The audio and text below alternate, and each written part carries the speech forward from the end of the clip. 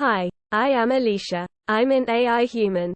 Here to talk you through using Signable to approve your accounts, tax returns and other documents. Signable is quick and easy to use and speeds up the approval process, especially when we are up against a filing deadline. It also gives a signed PDF document that can be stored for future reference. Documents are placed in an electronic envelope. You may be prompted for a password to open the envelope.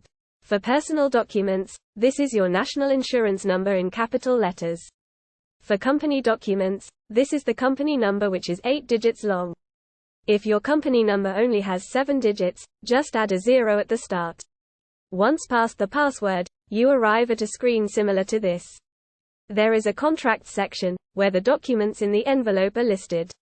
Select any of these and use the viewing window on the right to review the document. Parties is a list of signers. Once the first person has signed, it moves on to the next person until all have signed. At the bottom left is a PDF icon. Here you can download the documents. The X means you are rejecting approval. You can leave comments as to your reasons why. The question mark is where you can get some help and ask a question regarding what you have been sent to sign.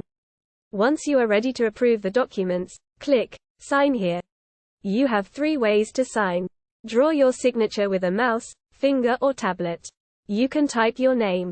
Or, you can upload a picture file of your signature.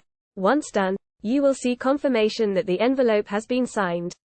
If there are others to sign, it will move on to the next person in the list. As soon as all parties have signed, you will receive an email with a link to download a copy of the signed documents. Any questions, please get in touch. Thank you for listening.